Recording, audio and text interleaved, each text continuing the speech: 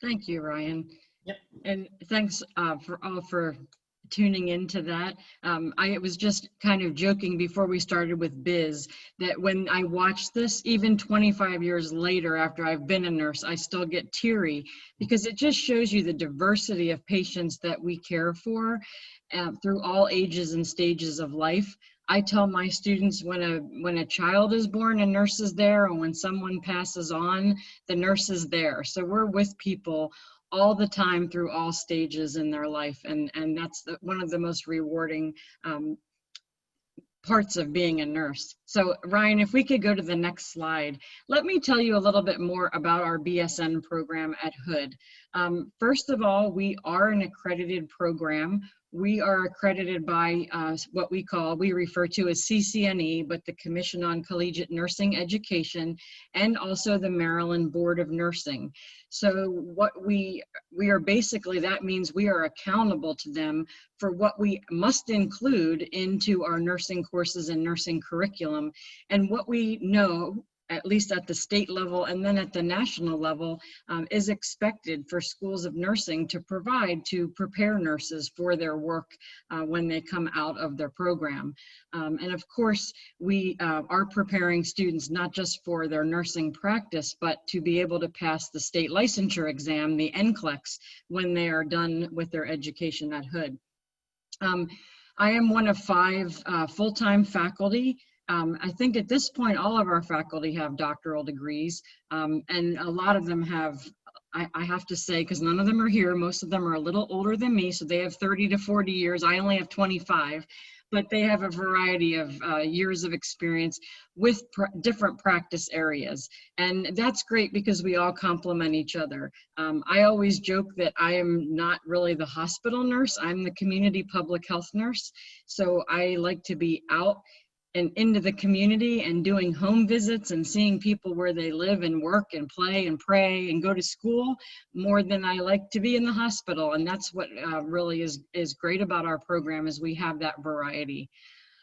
We also have quite a number of clinical instructors that's really increased over the years, and we have all of our clinical instructors are in current clinical practice. I would say that most of them are either at Frederick Health Hospital, which is our local hospital, or Meritus, which is in Washington County, just kind of northwest and west from here.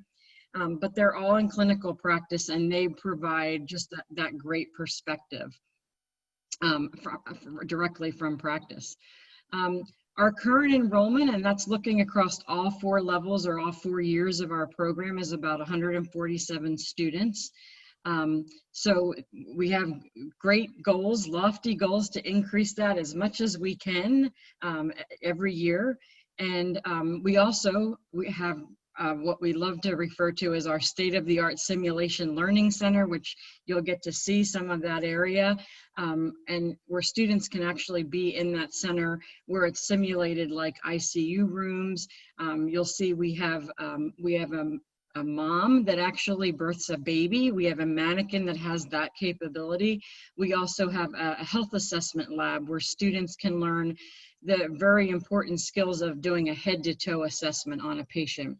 So you'll get to see some of that. Students and families usually ask me about the NCLEX pass rate, so I want to make sure we talk about that. Our 2019 NCLEX performance was 84.62%. That's the first time pass rate. So of course, those rates only count students that take it and pass the first time. The national average is about 88%. So that's where we are right now. We have students just beginning to take their NCLEX who graduated this May. But for those first two cohorts, that's our first time pass rate. And we're always looking at how can we boost that? How can we make that better? And that actually is part of what we're committed to with being accredited is how can we perform better and do better so that we can get those pass rates up. And then our students spend about 750 clinical hours in a variety of settings. And we'll talk a little bit about what settings and kind of what they do throughout the program. But they end up in those settings caring for actual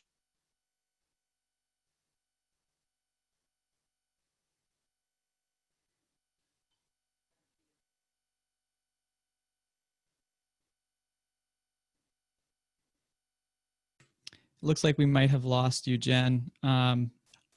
She will, I'm sure, rejoin as soon as she possibly can.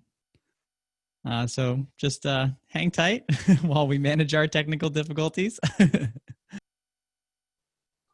While we're waiting for her to get back in line, and I'm sure when she jumps right in, I'll stop. But I do want to just point out, a lot of you are going to be seniors this year. Your congratulations, completed your junior year of high school and going to jump into the senior year. You will be interested in our application process. Our application will be available online beginning in the fall. Probably after August 1st or September 1st, the application will be available, and then we operate on rolling admissions after that. We'll start looking at applications for the fall of 21 sometime in October, and begin sending out admissions decisions in mid-October. The nursing program admissions process is slightly different than that. It has admission to the college as the first step, and then admission to the nursing program is step 2. And so we can certainly give you more information on that as time goes on and gets closer. I think most of you are rising seniors. There may be at least one maybe rising junior in the group, and we appreciate your interest in that. I don't know if any of you have been to campus before, but it is we are open for campus visits. We have started doing that about 2 weeks ago.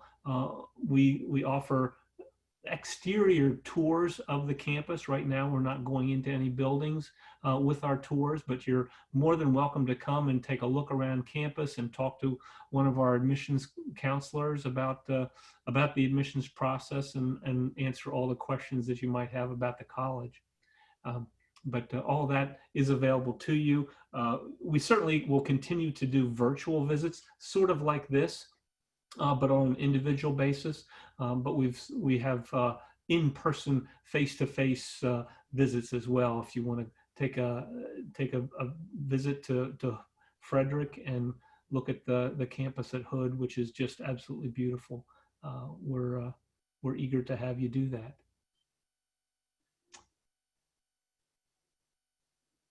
Have we heard from Dr. Cooper yet? She sent me an email and said she's trying to reconnect. So okay. I resent the stuff just in case that's the issue, but she is actively, she knows she's no longer connected. So that's the first step.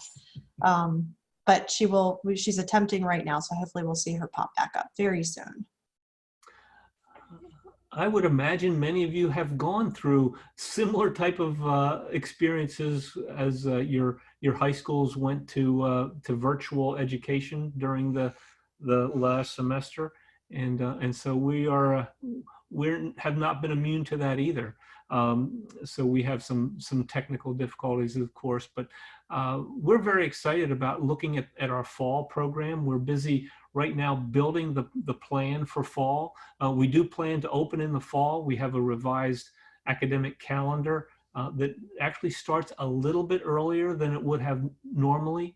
That will start. So it will start the third week of August, and then our first semester will end at Thanksgiving. So we've made some adjustments that way. And I see Dr. Cooper is back, and so we can. Sorry, it just stopped working. I apologize, everyone. Thank you. And Ryan, can we go to the next slide? Sure. I'm sorry, I didn't mean to get cut off in the middle there, but let me just give you provide some perspective on what you'll actually study as a nursing student at Hood. Our first year consists of the prerequisites you need to prepare you for nursing courses. So you spend time in year 1 doing anatomy and physiology. You'll take part 1 and part 2, so in the fall and the spring. Very important to understand the human body to be able to provide nursing care. You'll also take an introduction to chemistry class and a psychology class as well. So there's other things that happen in that first year. There's a first year seminar class. You also will take your languages then. We'll talk a little bit more about that. But this is the year to prepare you then for the nursing courses that then will begin in year 2. And those are our courses in Foundations of Professional Nursing and Fundamentals of Professional Nursing, where you learn just the basic human responses to illness. And that's what nursing is all about, is assessing and anticipating and responding to the human response to illness that people have. So you'll be in those classes as well as pharmacology with pathophysiology. So you begin to learn about medications that we administer to patients for their illness. Then as you move on, you'll take Adult Health 1 and Adult Health 2, which is really what you may have heard is a basic medical surgical course. Then on to eventually the pediatric OB, mental health, community health nursing, those specialty areas of nursing. We have courses in those areas as well. And you'll also take some other courses like leadership, research and evidence-based practice, and informatics to prepare you for your role as a nurse. Okay, next slide, please. One of the challenges I think for students, especially new students coming in, is learning to think like a nurse. Nursing is very complex, and that's because all of our patients are very complex. If you've seen one patient, you've seen one patient. Everybody's very different. We're all very different. So what we try to help with students do, especially in the beginning, is moving them beyond just memorizing and recalling facts. We need students to learn concepts, but we need to also have them be able to apply those and analyze them and evaluate. So you may understand from the definition what diabetes is, but when you walk into a patient's room, depending on how they're responding and reacting to that illness and the issues that they have, you have to anticipate what to do next and apply your knowledge to be able to intervene with the patient that's going to present in many different ways because we're all different. So you will develop a higher level of thinking. And the professors, the students always kind of tease me now, but they're like, if you ask me why one more time, why am I doing that? But that's how we get you to think. Why did you choose to do that? Why did you choose that intervention versus the other intervention? Why did you decide to, call the physician first before? So we're always thinking of or asking the why questions, and that helps all of us to think through why we're doing what we're doing. Because we need you to be able to reason clinically and make judgments based on what you know and what you see when you go into to work with the patient. So yes, it's a complex major, it's a complex profession. It is hard, it's challenging, but like we said in the beginning, it's very, very worth it. The goal is for you to achieve a basic level of competency as a beginning practitioner.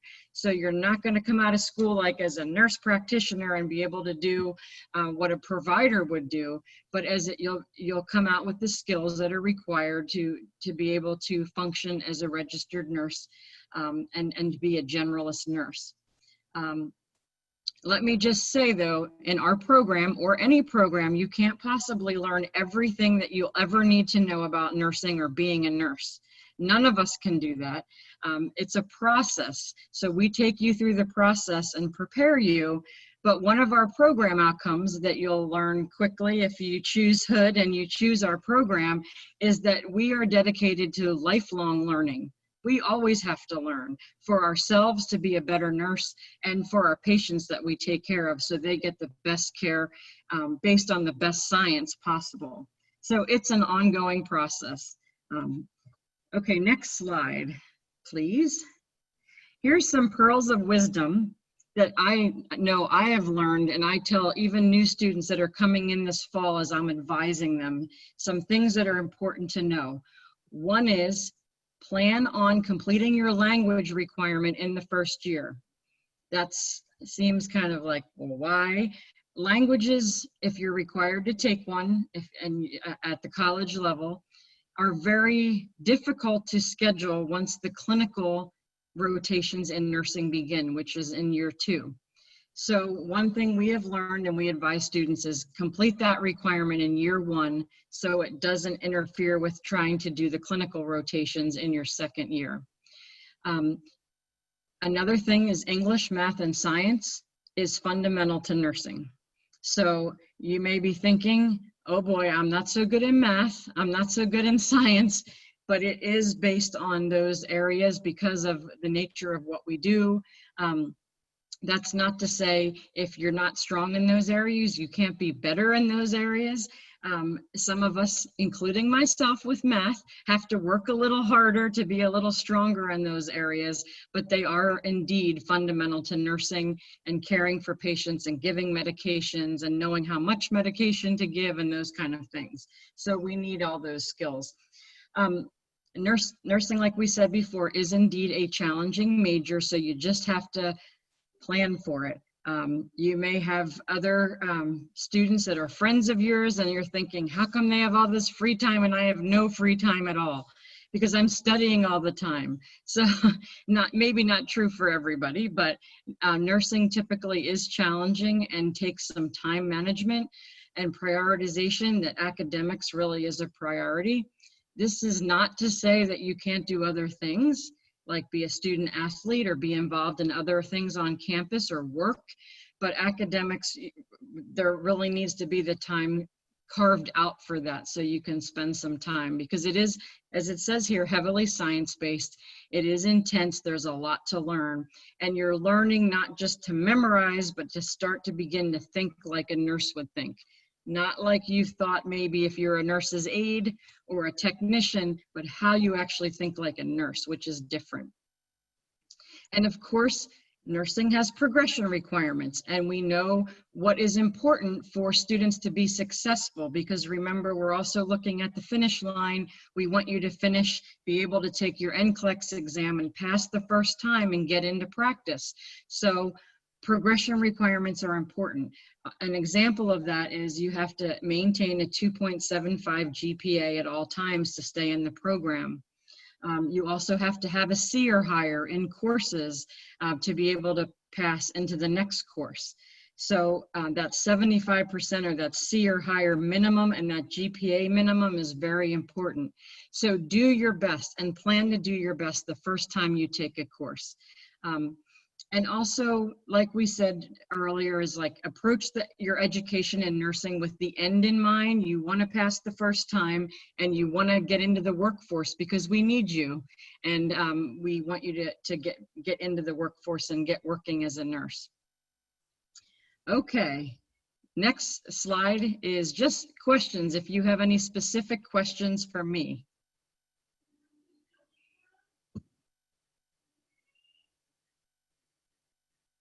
Anybody brave that wants to unmute and ask a question? Or if not, if anyone is typing in the chat, let me know.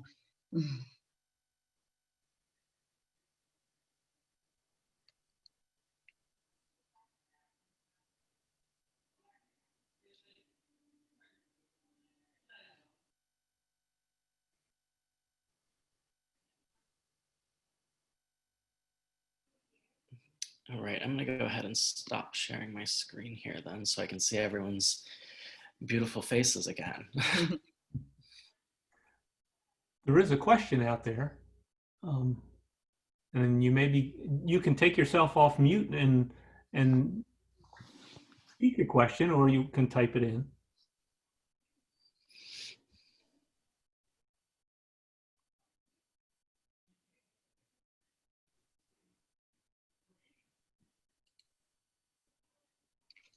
How many times can you take the NCLEX exam? Typically, I think from what I remember, it might vary state to state because they are different state to state. But I think there's up to 3 times, and then there's some remediation that sometimes is required. We have had students that have taken it 2 times. I don't know if we've had any that have taken it 3. But yeah, that's what I would. It's good to know that, because it's good to know, you know, if you have to go back and take it, but we hope to prepare you and we hope you feel prepared enough, and we do a lot of NCLEX preparation in the 4th year that you'll pass it on your first time. But typically I would say 3 times, and then I think they make you take a break and do some remediation. Do you recall what our pass rate has been? It was on one of my slides. I think it is 84.62. And we won't have the results for all the students that have taken it overall until the fall. So that's just our 2 cohorts so far. I think I saw another question. Let me see if I can. Mhm. Can you be a pre-med and a nursing major?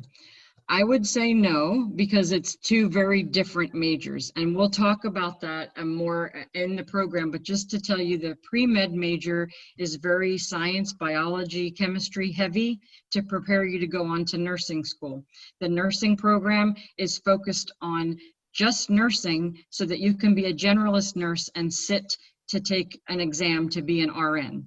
So the focus of nursing isn't about making that medical diagnosis. It's about, we know the medical diagnosis, now let's take care of the human response to what's happening and what that illness is. So how's the person's appetite? How's the person's pain?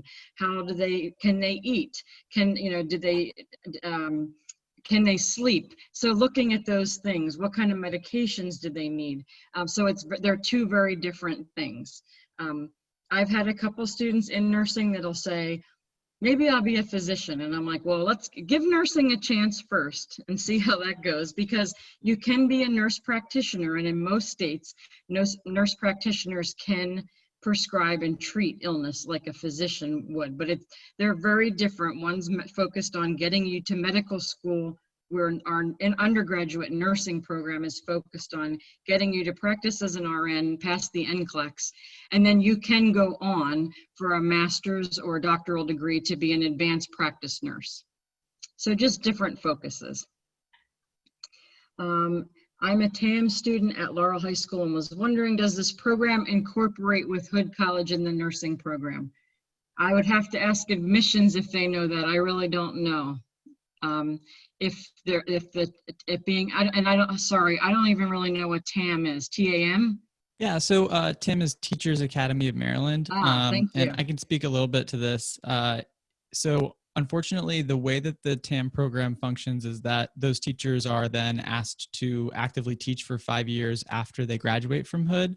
And since you're not in the education program while you're in the nursing program, that wouldn't coincide as easily as it is very unlikely that you'd be able to do both of those things. We can talk more about that and what TAM might mean for your time at Hood if you're intending on being a nurse. And I'll make sure you have my contact information. Hanaya, you are coincidentally, wonderfully, my student. So I serve all of the county you live in. So if you have any questions, we can connect after this and talk more about TAM and the nursing program. Okay, Great. thank you. Thanks, Stephen. I Yes, was, can you hear me? yes, I can. Okay, thank you. Thank you again for that explanation. I do know that with this program, it is mostly with teaching.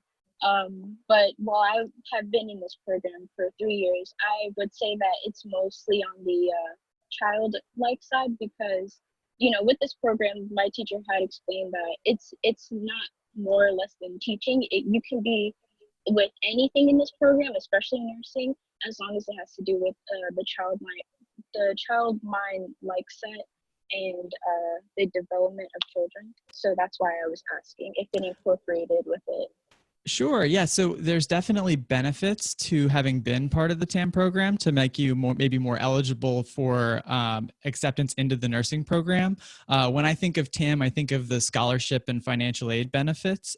So that's sort of what I was referring to, is that some of those, the eligibilities that you may qualify for, things like loan forgiveness or for scholarship dollars, would not be associated with completing the nursing program and having been a TAM student. So may TAM increase your application, the possibility that you'd be accepted into the nursing program? Entirely likely. It sounds like you do some really interesting stuff, and there may be parts of that program that make you more eligible to become a candidate for the nursing program, but you would not necessarily be able to take advantage of the financial aid benefits. I hope that helps, but we can definitely talk more about it too. Yes, thank you. Because I know my school especially was going to come and see your school in the summer, but then this coronavirus had hit, and because I have been to other schools. I have been to Frederick up in, I mean, not Frederick, Frostburg, and I was going to go to Bowie State because they also incorporated with TAM, and your school also incorporated with TAM. Yeah, that's awesome. I'm really glad we're on your list, and more than happy to always be a point of contact for you throughout the process. So any questions you have, I'll make sure you have my contact information. But yeah, I'll be working with you. So when you submit your application to when you need to know anything about the process, all you'll need to do is reach out to us or me, and I'll be the one to help walk you through and guide you along the way. So. Thanks. I see there's another question, a good question. Do you have a nurse anesthetist program? A nurse anesthetist is an advanced practice nurse. So we do not have any graduate level courses which is what you need to be able to sit for advanced practice certification. But our undergraduate program, which is required first, that you have that undergraduate degree in nursing, and then will prepare you. That is one of the other things we do. And the students look at me like, don't talk to me about graduate school. I got to get through this. But then I'm always surprised who comes back to me a few months or a year after graduation and says, you know what, I am going to go to nurse practitioner school. I am going to go to a graduate program. So we will prepare students for that as well. But those specialty nurse practitioner roles are advanced practice. You need a master's degree or higher, and we don't offer those at this time. But I'll tell you, we are talking about it, about the future, and if we can offer a program. Nurse anesthetist is tough because there's a lot of hours to put in, because obviously if someone's giving you anesthesia, you want them to be very well educated and prepared. So I don't know that we'll start out with that kind of specialized program, but maybe like an FNP, a family nurse practitioner, but we're in the discussion phases of that now.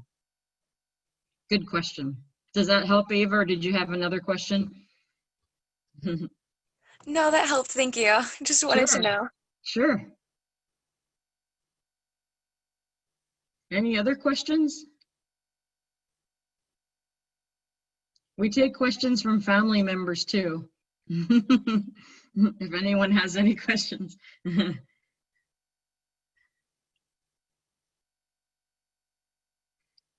And I'm sure as we go look at the lab and maybe do the virtual tour, you may have some questions. So I will stay on. If anything pops into your mind, I'll be here. Wonderful. Thank you, Dr. Cooper. Sure. So if there aren't any other questions this minute for Dr. Cooper, we'll go ahead with the tour side of things. So I'll be taking control. I want to thank you guys again for coming. It's really been awesome to see all these faces and hear your questions. And as we go through the tour, if you have any questions, you are more than welcome to chime in and unmute your mic and speak, or obviously put them in the chat. My wonderful colleague, Dr. Ryan DiGirolamo, doctor is honorary. So he's going to be checking the chat and making sure that you guys get your questions answered, and hopefully interrupting me. I can get on a roll, so I always appreciate the interruption. If you have any questions, definitely chime in. Don't take my speed talking as a deterrent for that. I need to be interrupted. So I appreciate you being here. I'm going to go ahead and share my screen. I'll set some expectations really quickly. What we're going to do with the tour is walk through our interactive campus map. I'll also be showing the videos that are on that map. So as we go through, you'll get a chance to hear from some of our students about the different buildings and places throughout campus. And you'll hear from me because some of those things are changing, but also you may want some more explanation of what you can find on campus. I would love to start by asking if there are other majors you're interested in hearing about besides nursing. So feel free to put those up in the chat, and I'll make sure I talk a little bit about them as I go. We start with the academic side of campus, so that's some good info for me to have in the beginning. I'll go ahead right now and get my screen shared.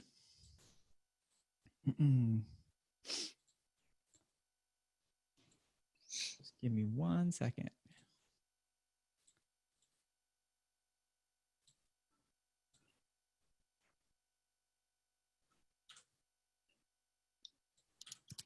All right. Wonderful.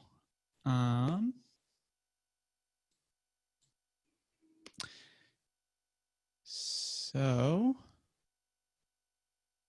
I'll remind my wonderful colleagues that when I'm in this mode, I'm not able to see chat or the participants page. So definitely interrupt me verbally or send me a message, not in the chat function on Zoom. So you should be seeing our view of the campus right now. And I will start by showing you our wonderful admission house, which is right over here. The admission house is where you will most often come when you are visiting us on campus, although right now we're meeting families and students outside or inside of the Whitaker Campus Center, which we'll talk a little bit more about. But when we return to a little bit more of a normal, we'll be meeting you in our admission house with our wonderful welcome center. You'll likely be parking behind the admission house back here where you can see our fake cars parked. And in that time, that's when we'll introduce ourselves and hopefully sit down and have a one-on-one conversation with you. Right now, we are doing some of those one-on-one conversations, but most of them are happening while we're walking around campus or sitting somewhere outside. Just so you're aware of what the current process looks like, but also hopefully what it might look like once we get back to campus. I will be starting by talking about our, pause this. We'll be talking about our academic side of campus. Campus is sort of split up the way that the buildings are located throughout campus. So the first set of buildings is this area here in the front of campus. This area is where all of our academic buildings are. So we usually start in our Tatum Arts Center on our tour and work our way through these academic and administrative buildings before heading to other parts of the campus. So I will quickly ask Ryan if anyone had another major they were interested in that they mentioned. Nope, nobody said anything in the chat.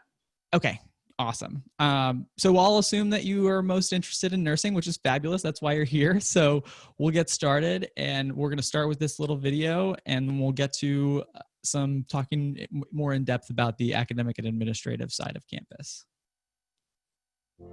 Welcome to the newly renovated Tatum Art Center, which is home to the Hudson Art Gallery, the Departments of Art and Archaeology, Global Languages and Cultures, Psychology, Education, and Law and Criminal Justice. New additions to the building include a moot courtroom and state-of-the-art classrooms. Located on the bottom floor, the Avalon Theater, which is also known as the Black Box, was recently revamped and hosts a lot of Hood College's theater productions. Here we are at the Hudson Science and Technology Center, which houses the departments of biology, as well as the departments of chemistry, mathematics, nursing, and computer science and information technology. Recent renovations here have added additional state-of-the-art equipment and expanded space for the nursing and coastal and watershed study programs. We're here in front of Rosenstock Hall, which houses the departments of economics, English, political science, history, business administration, and communication arts. In addition to numerous classrooms, Rosenstock Hall houses the Hudson Auditorium and the Center for Academic Achievement and Retention. The newest addition to this building is the Virginia Munson Hamel Trading Room, complete with state-of-the-art technology to simulate real work with financial markets. The Beneficial Hudson Library features study spaces for individuals and small and large groups. The library supports the research, teaching, and learning needs of faculty and students with access to a substantial collection, magazines, newspapers, and electronic books, as well as access to the Maryland Interlibrary Consortium. Broadbeck Music Hall, the oldest building on campus, houses the music department. Broadbeck features individual practice rooms as well as a recently renovated concert hall, where recitals and concerts are performed throughout the year. Here in the heart of Hood College is Alumni Hall. Our 4 columns represent hope, opportunity, obligation, and democracy. In addition to being the main administration building, Alumni Hall houses the departments of social work and sociology. Welcome to Blazer Radio, the voice of Hood College, which gives the students the opportunity to experience a hands-on studio environment. Okay, awesome. So that was some of our wonderful students talking about the academic side of campus. And I wanted to go a little bit deeper into some of these buildings so you can experience more of what they have to offer. I'll start in Tatum Hall here. They talked a little bit about the moot court room and our theater space, as well as our studio art space. There's a glaze making facility. It's a really wonderful facility. It's also been like was mentioned by Key during the presentation there, it's the most recently renovated building on campus, although that will soon be overtaken by the Hodson Beneficial Library. The Hodson Beneficial Library right here is one I definitely want to mention. We're currently doing renovations to the Hodson Beneficial Library to make it a more accessible space for students than it is right now. It has always been a wonderful space for studying, for connecting with librarians, for meeting with IT people on campus, for any of your IT needs, for seeing our wonderful Hood Museum. But one of the things that the school has prioritized is making sure that that space is open to students as a study space 24 hours a day. So as part of the renovations, they're turning the first floor into a majority of just study spaces for students. So it's going to be rooms that you can get together and gather with different students in your small groups or in your friend groups to be able to study in a quiet private space, or more communal study spaces. There will be a small cafe there, so you'll be able to get some sustenance while you're cramming away. And it's going to be a really great change for the school. As a grad student, I'm a little excited about it myself. So in addition to my admission counseling role, I'm currently enrolled in the grad school at Hood. So I'll be getting to use that facility quite a bit too, hopefully. And I'm pretty excited about those changes that they're making.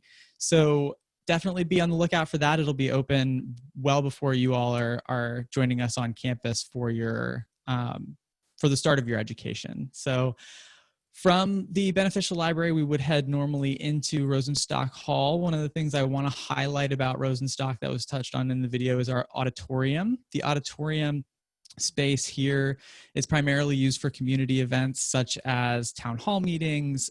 We have invited speakers to come talk to us. There we often have movie nights. We have different game nights, lots of different community events happening in the auditorium, but it's never used as a classroom space.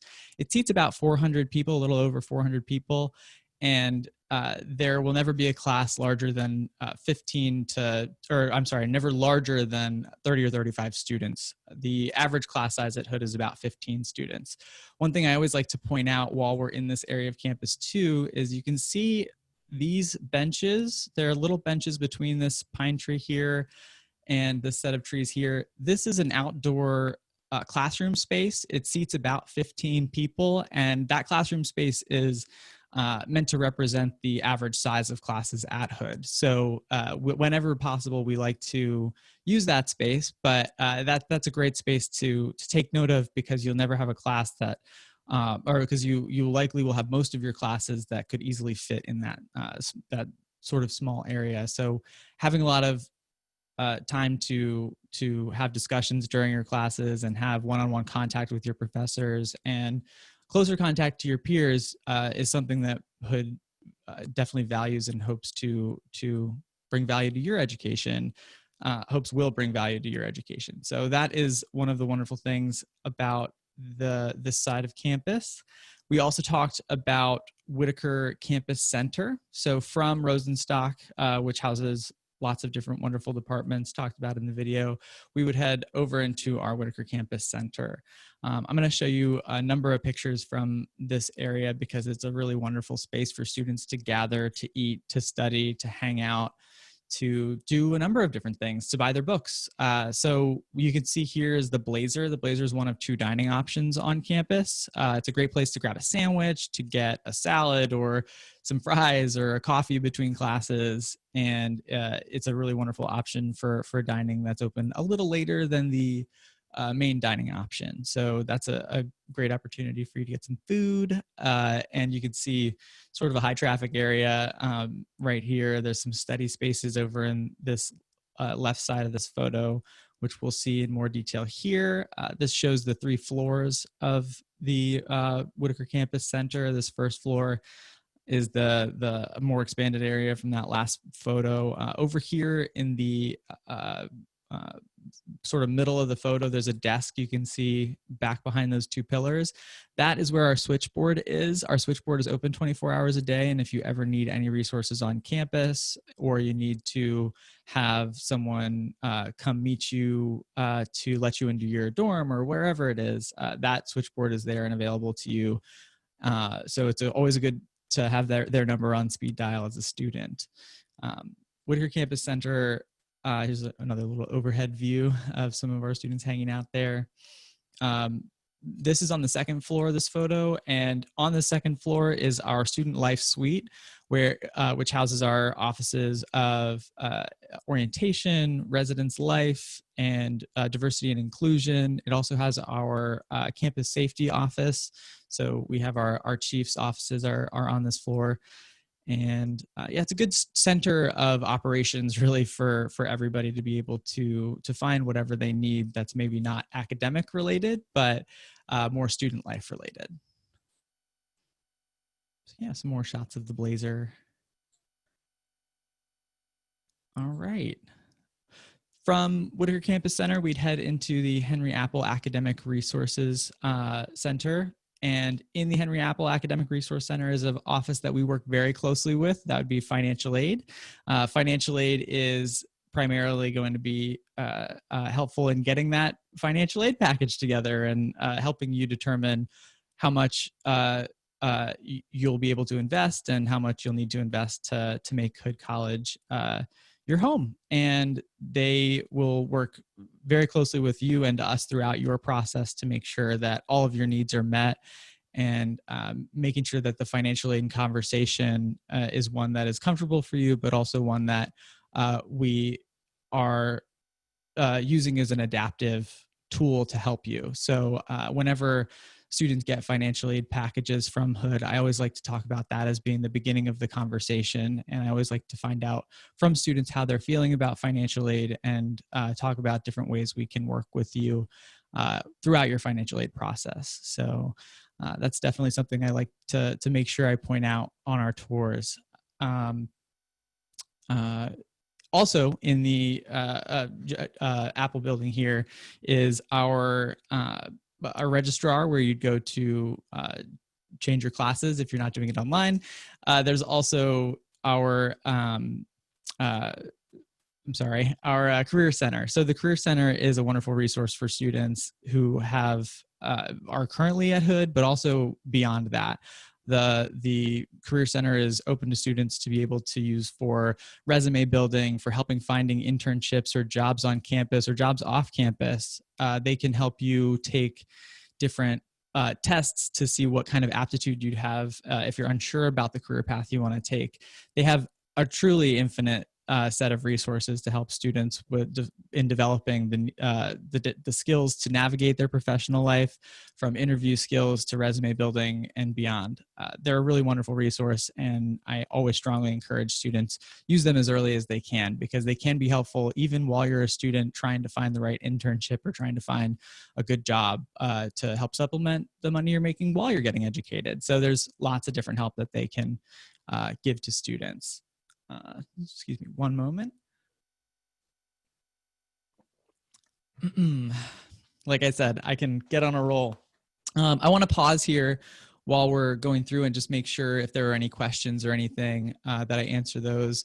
We've talked about all of the academic buildings other than the Hudson Science Center, where I'll make sure to let Jen, Dr. Cooper here, chime in and talk about some of those facilities in more depth and answer some questions if you guys have them there. But if there aren't any questions, then we'll keep moving along. Next, we'd head over into our Alumni Hall. Alumni Hall is a wonderful building to be acquainted with. In the video, they mentioned that it has a lot of different offices of our administrators. Looks like this isn't going to give us a fully expanded view, but this is a little nice 360 view of the inside of there.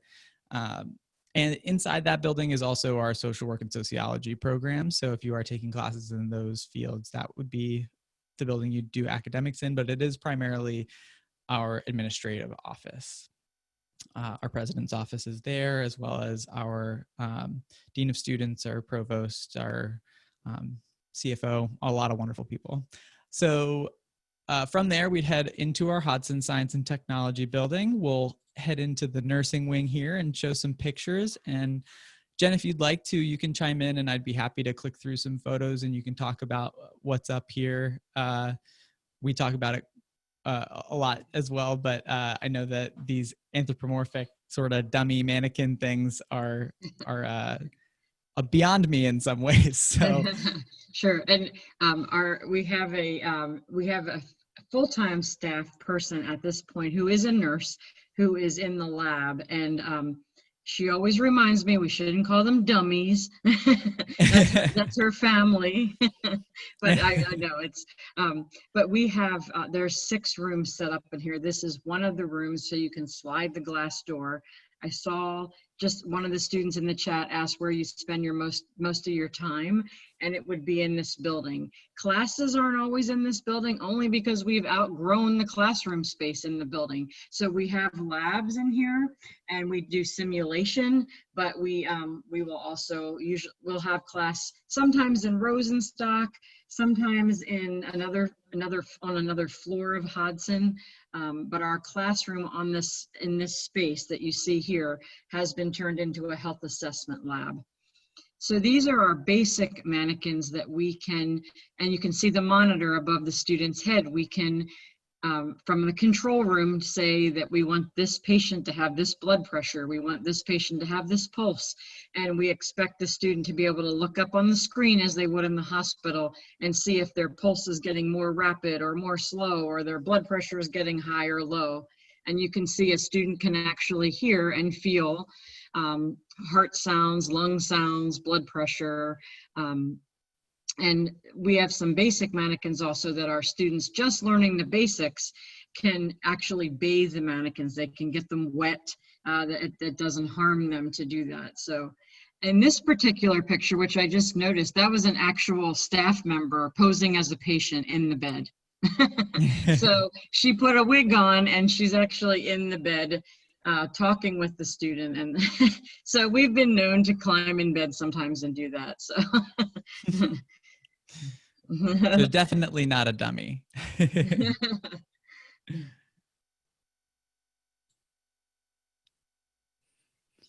Great. So yeah, so these are just some more pictures of the spaces. Dr. Cooper, thank you so much for chiming in there.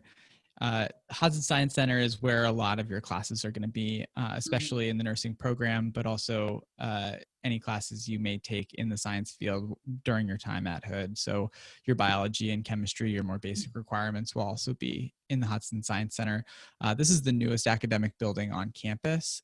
It has state-of-the-art labs, and it's a really wonderful space. So spending a lot of your time there is certainly not a bad thing.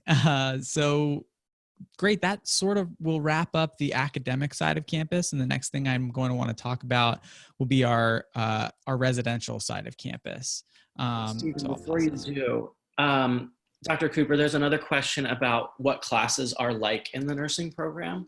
Well, our classes are typically about a 3-hour class, and we break that up into introducing the content to you, but also trying to be interactive so that you can, like I said, not just memorize what we're telling you, but also to apply it to what we do in class is usually an actual case study. So you have a patient and they come to you in the emergency room and they have fallen and they broke their leg. And what are some of your priorities? What are some of the first things you want to look for? What do you want to ask the patient? So we spend some time in class not only talking about, for instance, pain and pain management, but then actually bringing cases into it to discuss those cases. So we do that in class, and our virtual classes have been similar to that. We're not, when we haven't been together face to face, the professor will still provide the content, but try to get the students either to to participate in an activity. I've had my students present, so some students, especially the senior level, will actually present a case they've worked with in the hospital of an actual patient, or present a case from being out in the community with the family and some of the things that they have learned from that. So we try to be very interactive, but there is a lot of content. We use online programs that you can take quizzes and you can look at the content that way. We have an interactive simulation program that we use too. So if it's a snow day, we can assign like an online simulation as well. So we've tried to incorporate that into class.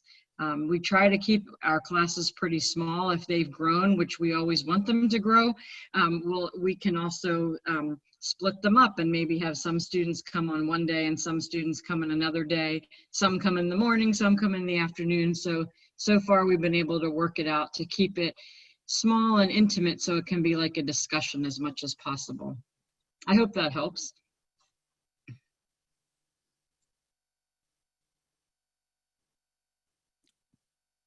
I'm sure that was incredibly helpful. Thank you so much. So great. If there aren't other questions, I'll move right into the residential side of campus, and we'll watch a short video. There is some images of the dorm rooms in this video, so feel free to take a glance there. I also have some pictures that I can share with you guys of the dorm rooms if that's something you're interested in seeing. We also are building a residence hall right now that I'll talk more about. And this video won't cover the new residence hall, so that's likely what I'll spend a chunk of time after we finish watching this short video talking about. So let's get into that, and here we go. All 5 of the residence halls at Hood College have a computer room, a full kitchen, vending machines, a laundry room, and common areas with lounge and study space. Koblenz Memorial, also known as Memorial Hall, is for incoming transfer and first-year students. Men and women are housed on separate floors. Approximately 130 students live in single, double, and quad rooms. Smith Hall, located next door, is also for incoming transfer and first-year students. Welcome to the recently renovated Marriott Hall, where upper-class students socialize, reside, and study. The building's 140 residents enjoy the ground floor game room. Welcome to Shriner Hall. It's the home of upper-class students. They live in single, double, and triple style rooms on 2 co-ed floors and 2 all-female floors. Welcome to Koblenz Hall, which doubles as the dining hall on the 1st floor and the residence hall from the 2nd to the 4th floor. Koblenz is a mixed-sex residence hall with double and single rooms for 120 continuing upper-class students. I'd like to welcome you to the Language House. The 3 language houses offer an immersive language experience for upper-class students studying German, French, and Spanish. Great. So that was an overview of that residential side of campus right here. So one thing I want to point out from that video was in Shriner Hall mentioned here, we got to see inside one of those rooms. And that dorm room that you saw in there is pretty standard. That's what most of the dorm rooms will look like. The dorm rooms all are equipped with air conditioning of some kind. Some are essential, most are units. And they're fairly straightforward. They're certainly comfortable. And the dorms are a wonderful space. One thing that we wanted to make sure to offer our students with this new residence hall that we're building, it does not look like a square blob. It is currently under construction, and it will be finished by the fall. The residence hall is going to be much more of a suite style residence hall. So it's serving students who are looking for that more independent apartment style living while staying still on campus. Is primarily going to be open to our upperclassmen. So that's certainly something that would be available to you once you're in your junior and senior years. So something to look out for sure. It's a wonderful space. We're really excited about it. I can't wait myself to get in there and look around. And that's something I'm super looking forward to. They talked a little bit about Koblenz Hall. Koblenz Hall doubles as our dining facility. The dining facility on campus is really awesome. We spend a lot of time as an admission staff going over there to have meals together when we can. And we're definitely excited about that space continuing to be functional throughout this current pandemic, and they're doing a lot of wonderful things to make sure that our students remain safe in the fall that we're hoping to see. So that's a great space. There's another section of the tour of the videos that will talk more about the dining hall, and I'll show you some of these pictures. The video that I'll be showing you will go a little more in depth on some of the accommodations inside the dining hall. And if you have any questions about the dining hall or any of the residences, feel free to ask us. We would be more than happy to answer. And we've got lots of great people to connect you to. Our dining staff is really good at being available to students and talking about any dietary needs or restrictions, and making the experience of having those dietary needs and restrictions not something that alienates you in the dining hall. I have a student this year who has a number of allergies that are pretty severe, and they've worked out ways for them to be able to plan ahead, to be able to come into the dining hall, get the food that they need, sit down with their friends at the same time, so they're not, waiting for their food to arrive, and able to continue having that experience even though they have some of those limitations. So I'm really and particularly enamored with our dining hall right now for how much I've seen them be able to do. So if you have any questions, definitely feel free to reach out to us about that. Stephen, we did have one question about how COVID affected classes for students, and I can kind of speak to a little bit of that, but if Dr. Cooper, you want to talk more about specifically with nursing, we did, after our spring break, move all of our classes online for the rest of the semester, so kind of midway through everything.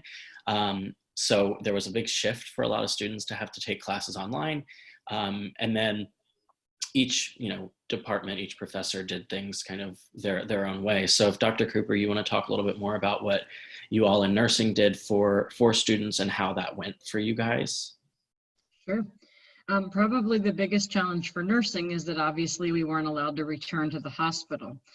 So we're looking at that for the fall. How could that be practical? Is it a scheduling thing? Do they have the right PPE or personal protective equipment that they need to be able to return? So in that case, we're a little bit tied to whatever the hospital has deemed as safe or unsafe. So that was the challenge. If we are able to be present, we can use our lab to actually have students work on some of the skills they'd be working on in the clinical site. But I mentioned earlier, we have virtual simulation that we can do as well. So at least students are still keeping up with their skills and thinking through scenarios. As we did with most classes, we were fortunate to have a program called Collaborate Classroom, which is like a Blackboard online class. So all of our classes met sometimes at the same time. Sometimes they met at different times. We had to adjust because people's lives are very different when they're at home, and depending on their internet access and their childcare and the needs they have at home. So we did Blackboard Collaborate. We offered a lot of virtual office hours because I know the question I saw was about, how do we make sure students are getting it and they're comprehending and they're keeping up? So we do a lot of, private one-on-one virtual hours. We also can do activities that kind of let us know as professors or students getting this and who's silent and who may still not be sure. And then just sometimes asking students at the end, at the end of a class, what was something that really jumped out to you in class today, and what is something that really seems still a little unclear to you today?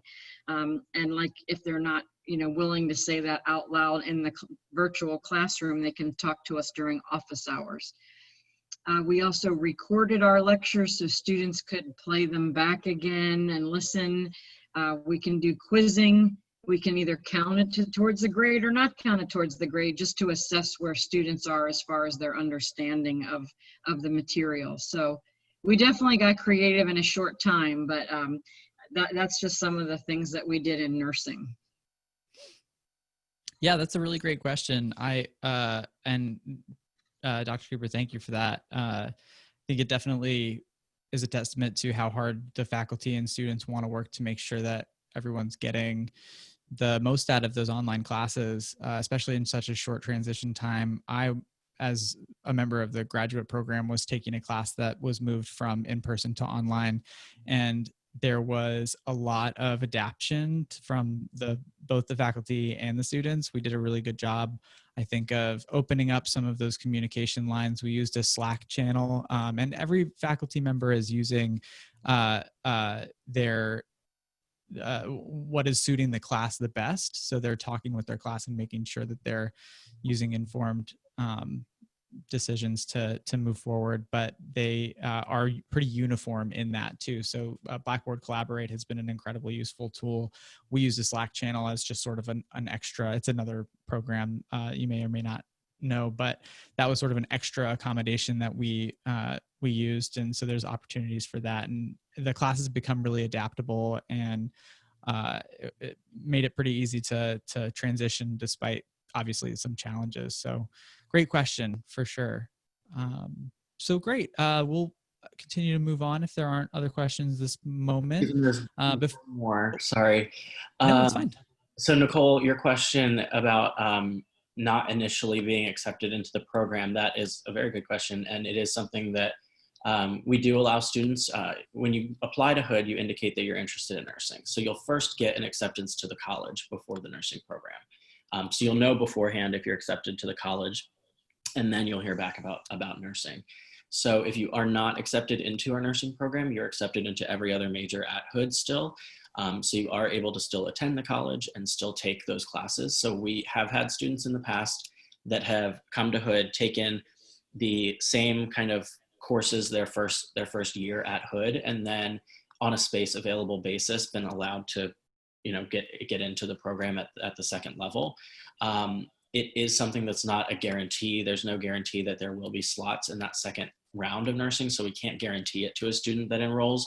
But it is something that we do definitely give those students that are already at the college a first look into the program if there are spots available. Awesome. Other questions? I think we're all good. Okay. I have one for everyone. If there are any clubs or athletic programs you're interested in, since that's where we're headed next, I'd love to have you throw those up in the chat so we can talk about them. There's over 70 clubs at Hood, as well as over 20 different Division III athletic programs, as well as a Division II esports team. So if those are things that you're interested in, definitely put them into the chat. We'd be more than happy to talk about them. And with that, I will go ahead, and while you're typing those in, I'll start our video on athletics. Hood College competes in the Middle Atlantic Conference, which is part of the NCAA Division III. Known as the Blazers, our varsity and club teams use several venues on campus. The Ronald J. Volpe Athletic Center houses the BB&T Arena, as well as a gym complete with weightlifting and cardio equipment available for all students, faculty, and staff. The center also houses the athletic department and the Shimano Athletic Training Room, where Hood athletes receive treatment and rehabilitation. Welcome to the Nicodemus Athletic Complex. It includes the Thomas Athletic Field, where many of the Blazers teams compete. The softball field features an updated playing surface and seating accommodations for fans. The tennis complex features 6 new courts and a shaded spectator area. Right next door, the Huntsinger Aquatic Center houses an 8-lane, 25-yard heated pool where the swim teams compete. The pool is also available to Hood students, faculty, and staff during open swimming hours. Gambrill Gymnasium is used for dance, yoga, and some physical education classes. It also serves as a secondary practice facility for all sports, indoor and outdoor. Awesome. So that was a little preview of some of our athletic facilities. All of the athletic facilities are sort of in this backside of campus here. We also have we share a field with our Frederick Community College for our baseball team. The baseball team also will sometimes play in the AAA baseball stadium. The Frederick Keyes Stadium is a really wonderful place to go out and catch a game, sometimes a doubleheader.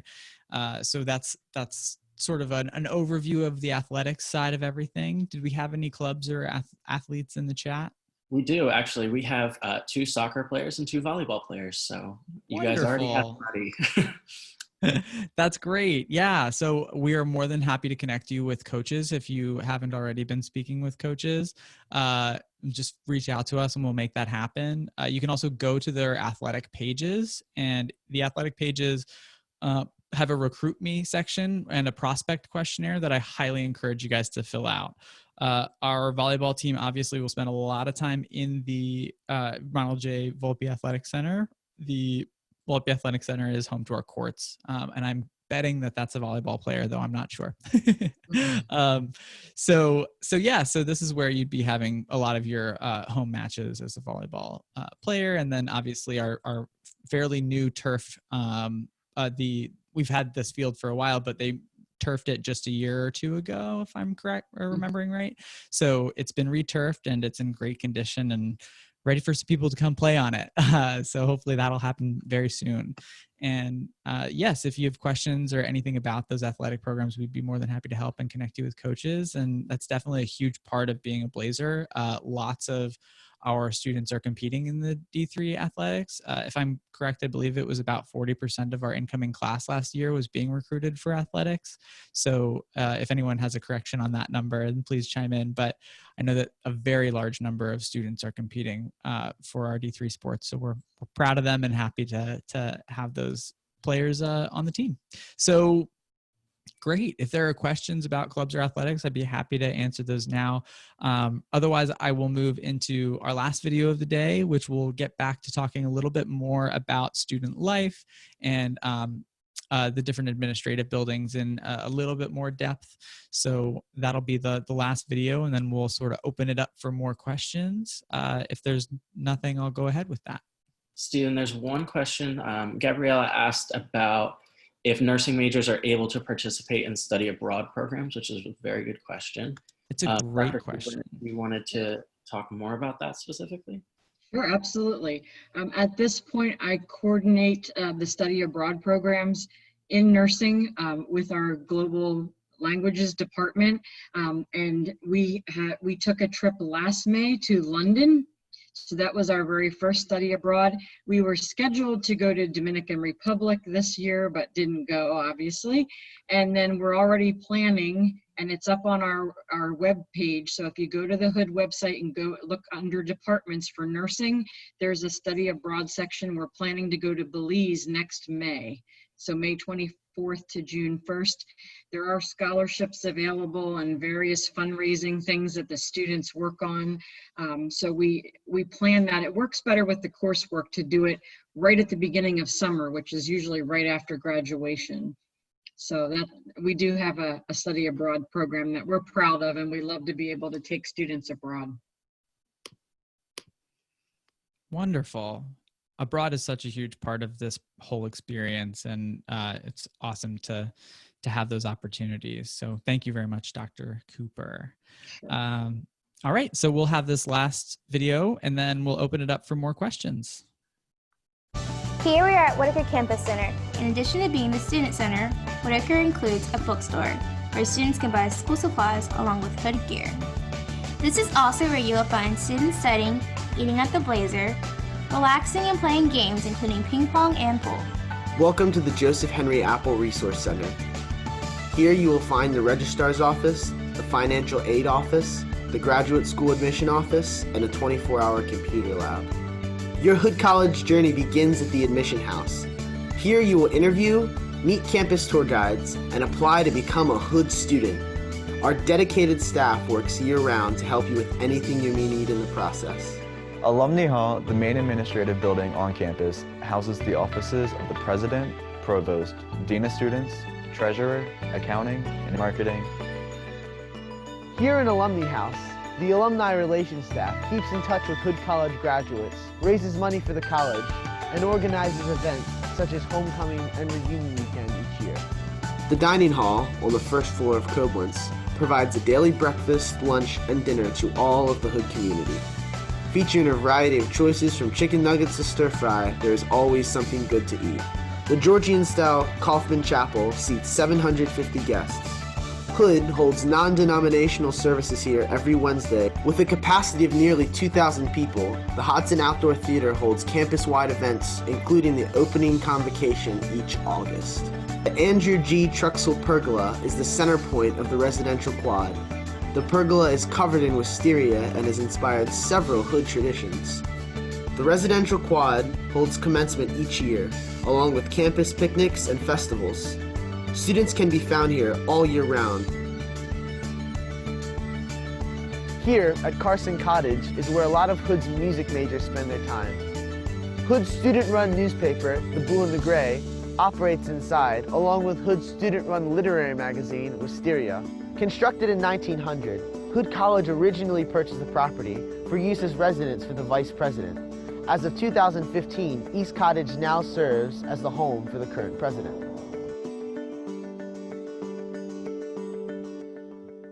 Wonderful. So that was our last video. I like that they end with the president's house. That the East Cottage is right over here. Before East Cottage was taken over by our current president, President Chapdelaine, the president lived in the admission house. The admission house was not serving as an admission house during that time, but this is where Ronald Volpe, our previous president, lived. And then when the new president, President Chapdelaine, took over, we were given this house to turn into our welcome center. So it really is an incredibly homey place that we hope to welcome you to really soon. So with that, I want to thank everybody again and open it up for questions. I'm going to stop sharing my screen so I can go back to seeing your lovely faces. So here we go. Nicole, with your question about students working on campus, that's a very good question. And students are able to get jobs on campus. In some cases, it's included in a work-study financial aid package. In other cases, you're able to just get a campus work-study job anyway.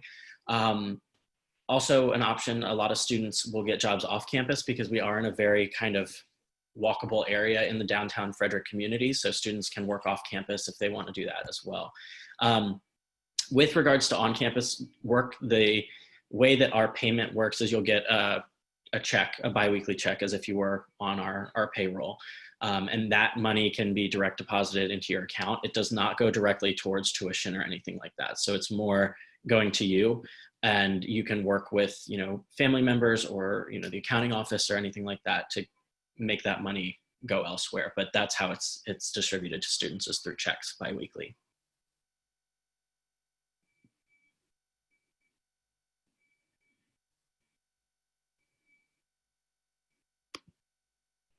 Any other questions?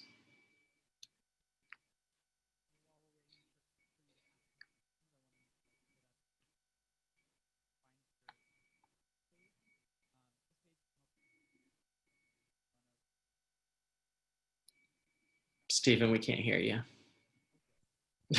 That's very good. Yes. Recommended GPA. This is a good question. So we don't have a recommended GPA. And that's partially because we take everything that you're applying with into the into account when we're evaluating you for admission to Hood. For the nursing program, do we know the average accepted GPA for this incoming class? It's I know. I don't. It's up there. I know it's above a 3.5. Yes. Yeah. Right. And the average accepted GPA for Hood College overall is just below that, about a 3.4. If I'm not mistaken, it actually may be higher than that now. I know that this past class that we're bringing in is certainly got some high GPAs. So I talk about those averages, though, in terms of being part of the whole package, right? So as an average, there are students who are above that, and there are students who are below that. So we want to make sure that we're taking into account every part of the application. Your writing section is an incredibly important part of the application process. We want to make sure that our students take a lot of time with that process and use the resources around you to get editing help and help with that essay and really work with it. Don't type it up in one go and send it off. Make sure it's something you spend time on. All of the best writers have usually more than one editor, so take advantage of that. I'll also say that we encourage our students to submit, yes, a transcript, and yes, that writing sample. Those are the required things that we require from our students. We also encourage our students to submit letters of recommendation, one from a guidance counselor and at least one from a teacher. You could send 2 or 3 if you'd like. We also encourage our students to sign up for an interview. We can do those interviews either in person or obviously via Zoom. Those in-person interviews, I'm sure, will start more soon once we have more and more families on campus. And then, so that interview is definitely an important part of the process as well. But you can send us anything. If you have supplementary writing materials, if you have a resume you'd like to submit to us, any of that stuff, we will make sure we read it. As admission counselors, we spend a lot of time with every student and every application. So whatever you submit to us will be a part of that application, and not just the transcript. And one thing I always want to mention here is that we are test optional. So while we don't require students to submit their SAT and ACT scores, you are welcome to submit them if you would like to, though they are not as impactful as the other components of the application.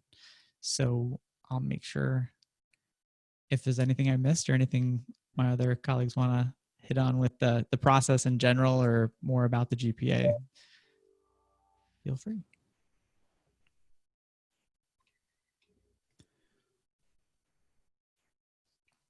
I also wanted to note that I put into the chat here the Find Your Admission Counselor page. That is a good way for you to find out which one of the admission counselors will be your counselor this through the process. But if you ever want to know and you just want to ask us, you can always email one of us directly or email the main admission, email it at admission@hood.edu. And yeah.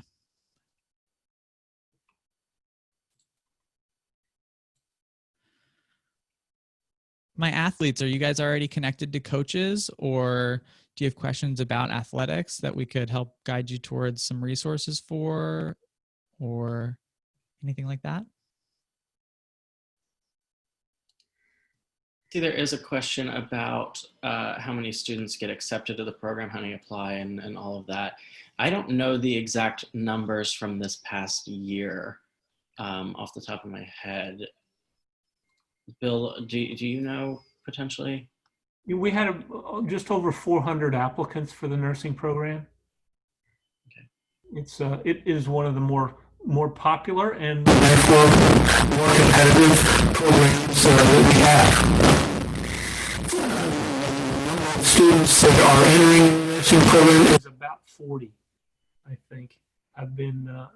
Will start in the nursing program. So that's about a 10% conversion rate. But it is. Go ahead. Sorry, Bill, your mic is acting up a little bit. What you said is about 10% of the students who apply are admitted to the program? Yes, about 10% of the applicants are actually enrolled. So we'll get 40 students out of an applicant pool of about 400, a little over 400. And more students are offered admission to that, of course, but that's kind of what we're ending at with the full program. So it is competitive. But as Stephen was saying, we do look at everything, and that also comes into play with the nursing as well. So if there are, I know a lot of schools have specific CNA programs or things like that. So if there's any kind of outside involvement, or if you volunteered at a hospital, or any kind of extracurricular involvement that you've done that will boost your application from a nursing perspective, definitely include that on your application as well. Mm-hmm. Same with letters of recommendation. Right. Yeah. It's the only program where you have to be accepted into that program specifically. So when we're talking to nursing students, we always want to encourage them to highlight that interest in whatever ways are possible. So anything that you're doing that may be related to the health profession or nursing, or any helping sort of focus that you have, definitely highlight that. And that goes to Nicole, your question there with tips or tricks. As you all are rising seniors, juniors even, definitely take advantage of opportunities to get involved, whether it's through volunteering or an internship, or even classes that you can take. I know a lot of schools are offering things like anatomy and physiology, and taking those classes. If your school has the option to do like dual enrollment courses to be able to get college level experience, that's a good way to get you acclimated to and exposed to the kinds of classes that you might be looking at here at Hood as well. So just taking advantage of the opportunities that are specific to nursing, I think is a huge benefit to boosting your chances to get accepted in the program, and then doing well in the program once you get to Hood too. Right. The first year really is key, and to try to make sure that you maintain that GPA and pass the classes with a 75% or higher, because after that first year, the department chair will look at grades and determine then who can be officially admitted because they've met those standards to be able to advance into the second year. And we know that not every single one of your schools has those anatomy and physiology classes or advanced classes in those sciences. Even sometimes that happens. And one thing I always like to point out to students is you don't have to have taken those to get into the nursing program, but taking advanced sciences if you can, like maybe a more advanced biology or chemistry, or calculus or pre-calc or, APs, anything like that, and especially the math sciences and English fields can do really wonders for your application. So make sure you're hitting it out of the park with those classes. That's a baseball reference. Don't have any baseball recruits here today, so you didn't hit it out of the park with that one. And then a question about the commuting radius. So we do require all students that are within outside of 30 miles of campus to live on campus. If you are within that radius, you do have the option to commute. You're not required to by any means. We have plenty of students that are from the Frederick area that do choose to live on campus to get that kind of full college experience, if you will. But it definitely saves you money if you do choose to commute. So it's really kind of up to you if you're within that radius. Outside, we do require students to live on campus for that.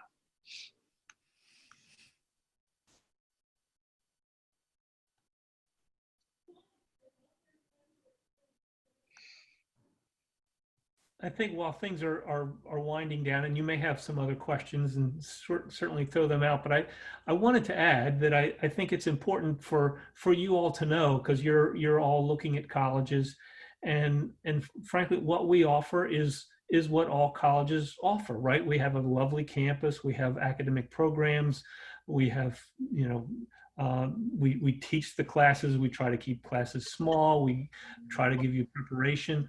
But more important than all that is really sort of the why we do this. And the why we do this is, well, and this is coming from somebody who's been around and has been involved in higher ed for 40 years or almost 40 years. And the why, what do we get out of this? And this is the interest that we have in your potential, in what you can do and what your future is, and trying to help you find that future and then making that connection. And that's the one thing that has brought me to Hood and keeps me here, is seeing that's really the approach of the faculty and the staff.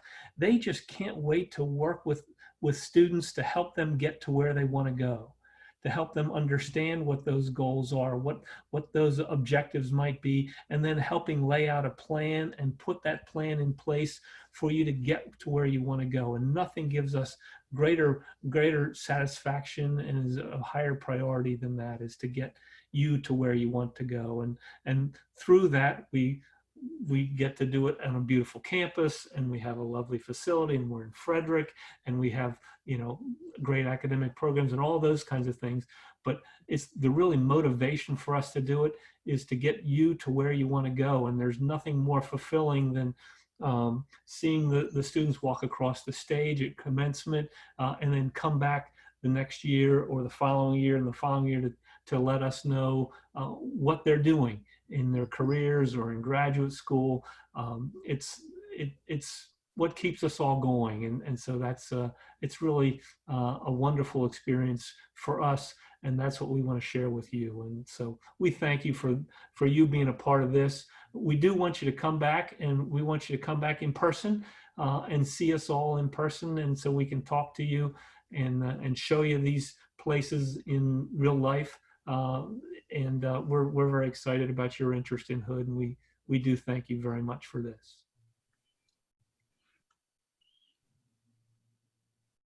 And spending your part of your Saturday afternoon. I know, at least here, it's gorgeous outside. So sitting in front of your screens and hearing from us definitely means a lot to us. So thank you guys.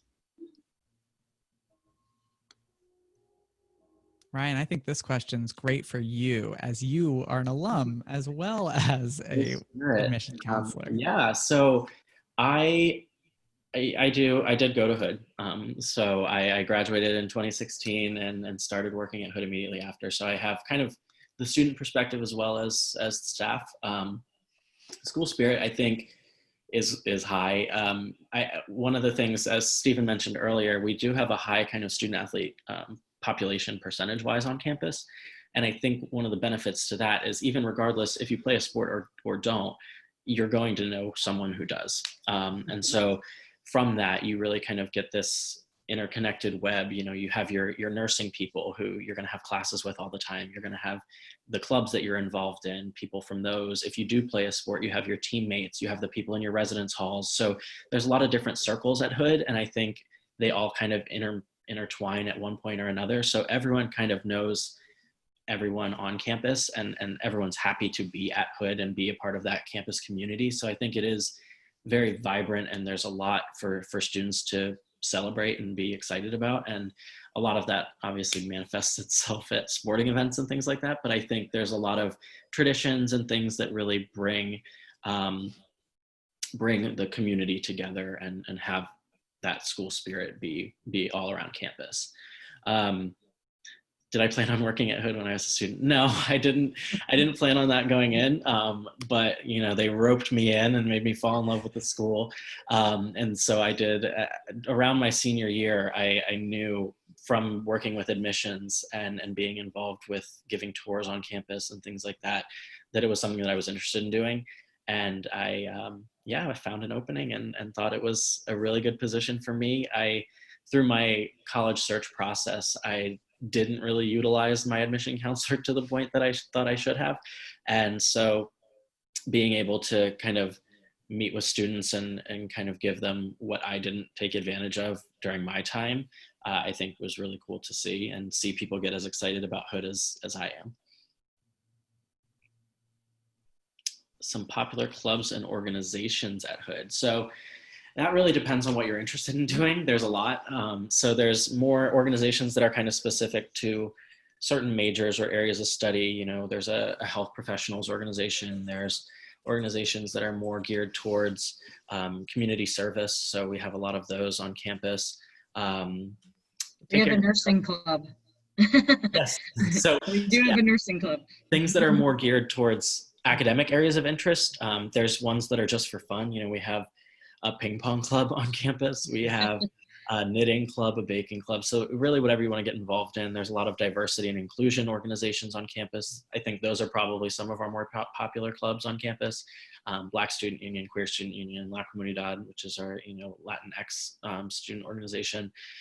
So there's a lot. And if you do something in high school now, or you want to pursue something in college, and we don't currently offer it, it's very easy to get organizations started on campus as well.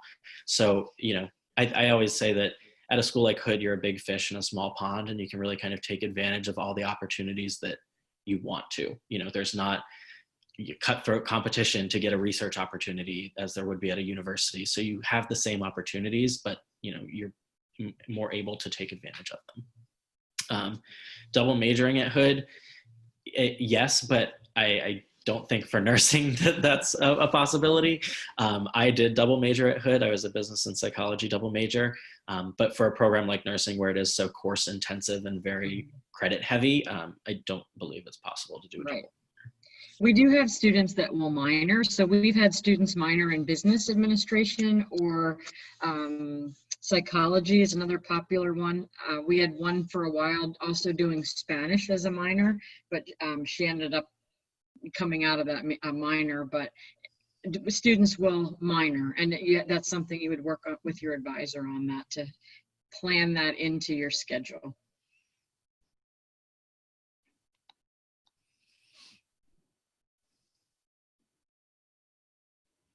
Any other questions?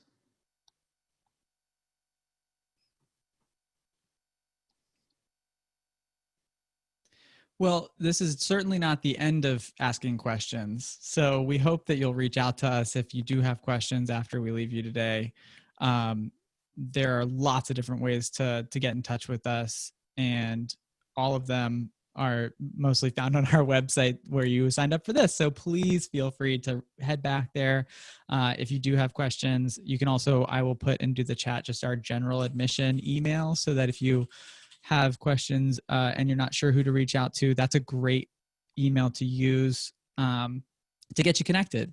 And all of us who are currently working from home are likely going to be in the office soon anyway. But if you do have questions for us, we have our work cell phone numbers, and we often text with students. We'll be more than happy to give you that information so we can talk to you guys in whatever way you find most convenient. But yeah.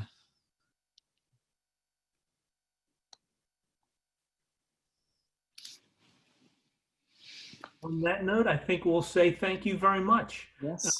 Have a great rest of the day. Thanks for coming. We hope to hear from you. We will keep track of you. And so we appreciate your interest, and let us know if there's anything that we can do for you. But we will stay in touch with you and make sure that you get what you need from Hood, and can help you if we can help you at all and get prepared for what's going to come after high school.